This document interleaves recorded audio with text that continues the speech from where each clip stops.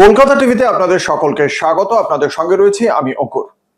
National testing এজেন্সির পক্ষ থেকে সম্প্রতি আবারও 3টি পরীক্ষা বাতিল করা হয়েছে। 16ই অগস্ট রবিবার এই ঘোষণা করা হয় ন্যাশনাল টেস্টিং এজেন্সির পক্ষ থেকে। তারপরেই আজ রাহুল গান্ধী, লোকসভার বিরোধী দলনেতা, সরাসরি প্রধানমন্ত্রী নরেন্দ্র মোদীকে এই নিয়ে কড়া সমালোচনা করলেন। গত 22শে জুন থেকে 30শে জুনের মধ্যে ইংলিশ, সোশিওলজি এবং কমার্স এই 3টি পরীক্ষা নেওয়া হয়েছিল, যার পরীক্ষার যে নিয়ামক সংস্থা ছিল ন্যাশনাল টেস্টিং এজেন্সি। আপনারা জানেন এর আগে যে পরীক্ষাটি হয়েছিল সেটা নিট ইউজি প্রশ্ন ফাঁস হয়ে গিয়েছিল গত 3রা মের পরীক্ষা, এবং তারপর সেটি নতুন করে 21শে জুন নেওয়া হয় এবং যাকে কেন্দ্র করে ককরোচ জনতা পার্টির প্রতিবাদ, যা শেষ পর্যন্ত শিক্ষামন্ত্রী ধর্মেন্দ্র প্রধানকে পদত্যাগ করতে বাধ্য করে। তারপর ফের 1 মাস যেতে না যেতেই ফের এই 22 থেকে 30শে জুনের মধ্যে যে 3টি পরীক্ষা নিয়েছিল ন্যাশনাল টেস্টিং এজেন্সি, সেই 3টি পরীক্ষাও ফের বাতিল করতে হয়েছে।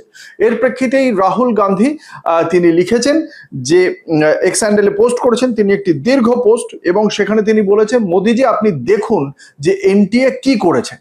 সেখানে তিনি বলছেন যে হাজার হাজার পরীক্ষার্থী পরীক্ষার জন্য প্রস্তুতি নিয়েছিলেন, আবেদন ফি দিয়েছিলেন, পরীক্ষা কেন্দ্রে গিয়েছিলেন, দূর দূর থেকে তারা গিয়েছিলেন পরীক্ষা কেন্দ্রে, এবং তাদের এবার ন্যাশনাল টেস্টিং এজেন্সি এক্স হ্যান্ডেলে পোস্ট করে জানিয়েছে আবার এই পরীক্ষাটি সেপ্টেম্বরে নেওয়া হবে এবং তাদের আবার সেপ্টেম্বরে সেই পরীক্ষাটি দিতে হবে, এবং এই 2 মাস পর এই পরীক্ষাটা অ্যাকচুয়ালি বাতিল করা হলো।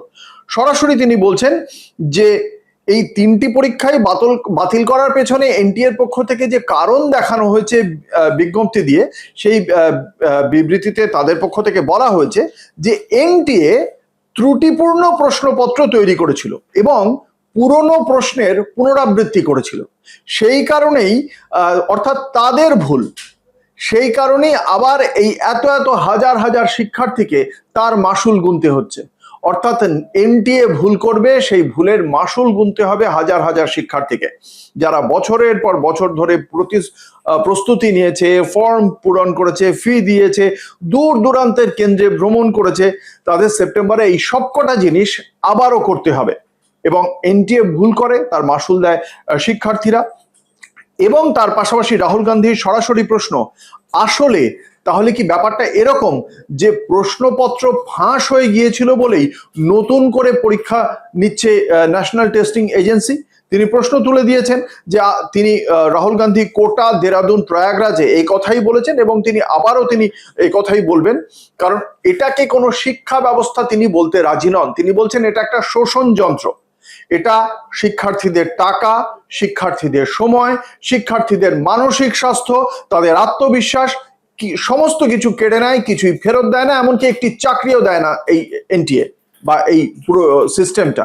এবং সেখানে তিনি বলছেন প্রশ্নপত্র কি আগে ফাঁস হয়ে গিয়েছিল, সেই কারণে নতুন করে এই প্রশ্নপত্র মানে নতুন করে পরীক্ষা পদ্ধতি আবার করে নেওয়া, এই প্রশ্ন তুলে দিয়েছেন। এবং তার পাশাপাশি তিনি বলেছেন যে এনটিএ কখনোই এর পেছনে নিজেদের দায়িত্ব নেয় না, তারা সমস্ত দোষ চাপিয়ে দেয় শিক্ষার্থীদের ঘাড়ে।